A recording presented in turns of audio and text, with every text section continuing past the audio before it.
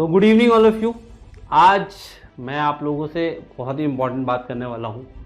कई बच्चों का ये सवाल है कि यार अक्टूबर ऑलमोस्ट एंड हो गया है, नवंबर हमारा फेस्टिवल में निकल जाएगा और दिसंबर प्री बोर्ड में और जनवरी जो है वो आप लोगों का प्रैक्टिकल में निकलने वाला है ऑलमोस्ट।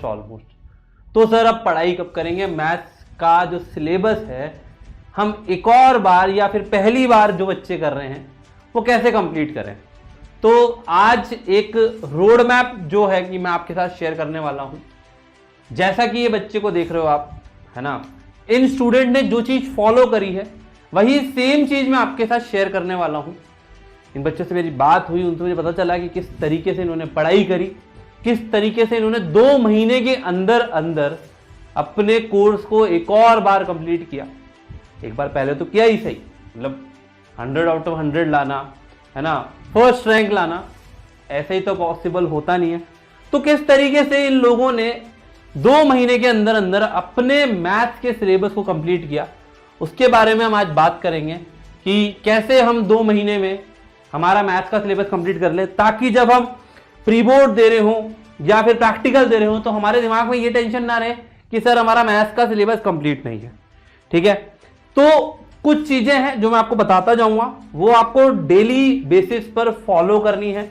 चाहे आप कोई और सब्जेक्ट पढ़ रहे हो, नहीं पढ़ रहे हो, कोई दिक्कत नहीं है, लेकिन मैथ्स में रूल इज रूल।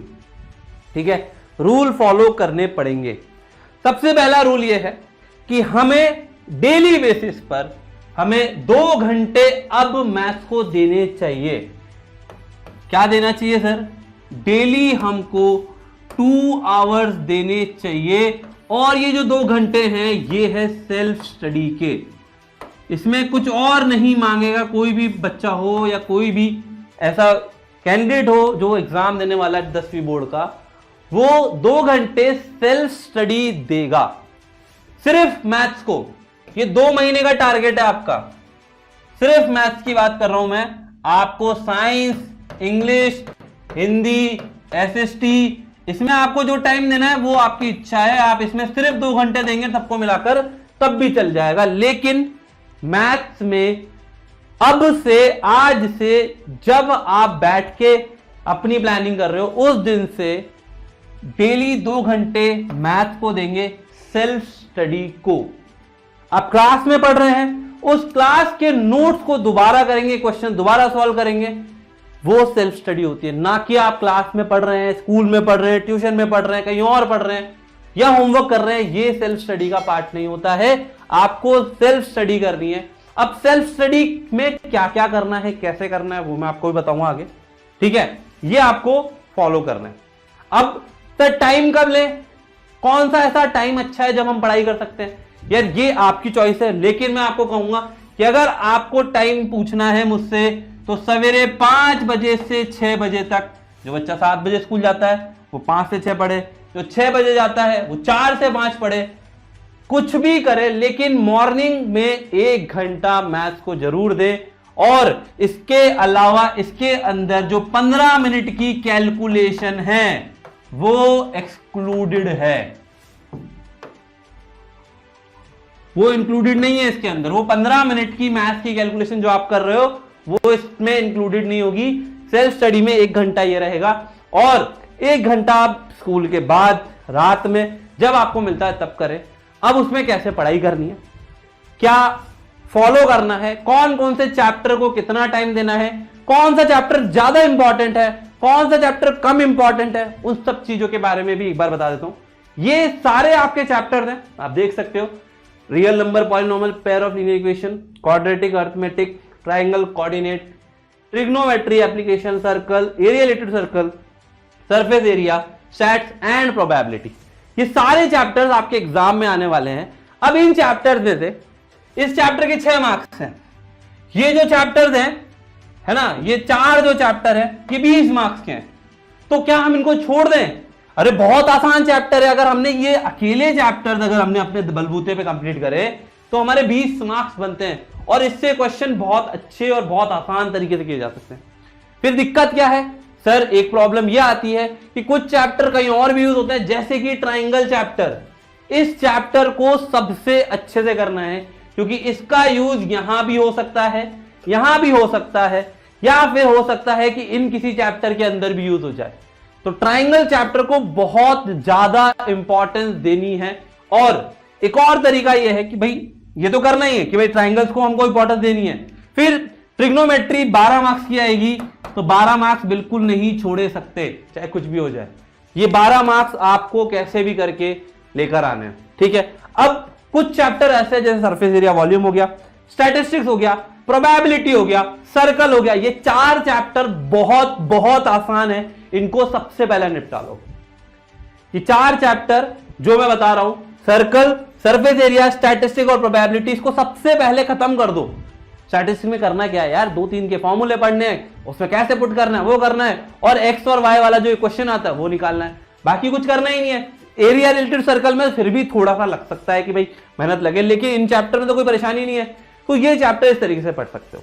फिर रही बात कि सर हम कहां से स्टार्ट करें, कौन से चैप्टर से स्टार्ट करें, वो अगर आप चाहते हो कि आसान चैप्टर पहले कर लें तो बहुत बढ़िया है, और अगर आप चाहते हो जो सबसे ज्यादा वेटेज रख रही यूनिट, जो पॉलिनोमियल लीनियर इक्वेशन है, एपी और क्वाड्रेटिक, इसको पहले करना है, तो इसको पहले करके आप फ्री हो सकते हो, ठीक है। अब बात आई कुछ ऐसे चैप्टर्स जो हमें लगते हैं sir trigonometry, triangles, area related circle, ये चैप्टर थोड़े डिफिकल्ट लगते हैं हमें, ये हमसे हो नहीं रहे, तो आप लोगों को डेली बेसिस पे 15 मिनट के लिए इन चैप्टर्स को पढ़ना है। जो चैप्टर डिफिकल्ट है उन चैप्टर को 15 मिनट के लिए डेली पढ़े, 15 मिनट उस पर दें, उसके फॉर्मूले रटें, या फिर उसकी थ्योरी देखें, या एक एक क्वेश्चन ट्राई करें, लेकिन वो 15 मिनट उस 2 घंटे में इंक्लूड नहीं करेंगे। जो चैप्टर डिफिकल्ट है उसको एक्स्ट्रा टाइम देना पड़ेगा, तब जाकर दिक्कतें सॉल्व होगी। अब बात करें सर कि सर शेड्यूल कैसे बनाए, है ना, क्या क्या पढ़ना है, किस तरीके से पढ़ना है, तो बहुत बेसिक सा चीज है भाई, कुछ नहीं करना है। सबसे पहला टास्क होगा लेक्चर। जो लाइव पढ़ रहा है लाइव पढ़ लो, अगर मैं कहूं रिकॉर्डेड पे जाना है रिकॉर्डेड पे चले जाओ, है ना, क्योंकि लेक्चर्स मेरे ख्याल से अभी तक आप लोगों ने ऑलमोस्ट सब कर लिए होंगे। अगर लेक्चर्स कर लिए हैं तो बहुत बढ़िया, लेक्चर्स खत्म हो चुके हैं, बहुत बढ़िया। आपने एक बार एनसीईआरटी लगा ली है, तो अब सेकंड टाइम एनसीईआरटी लगाएंगे। ये सारा काम किसमें है, ये सेल्फ स्टडी में है ना। सेकंड टाइम एनसीईआरटी लगाएंगे जिसमें हम 70% से ज्यादा क्वेश्चंस करेंगे। ये नहीं कि सर आधे क्वेश्चन कर लिए आधे छोड़ दिए, नहीं, 70% से ज्यादा क्वेश्चन करेंगे। कुछ चैप्टर में जैसे आता है ना कि x² + 3x + 2, इसमें आपको सॉल्व करना है तो छोड़ सकते हो ये क्वेश्चन, क्योंकि आपको आता है, ठीक है। 70% से ज्यादा क्वेश्चन करेंगे। तीसरी चीज, क्या सर कोई रिफ्रेशर लगानी है, अब मत लगाओ। 2 महीने में अगर कंप्लीट करना है तो सिर्फ एनसीईआरटी एग्जाम्पलर ये बेस्ट है। और अगर आपको लग रहा है कि यार टाइम कम लगता है तो इसमें भी आप इसको 60% ही कर लें, पूरा 100% करने की जरूरत नहीं है, ठीक है।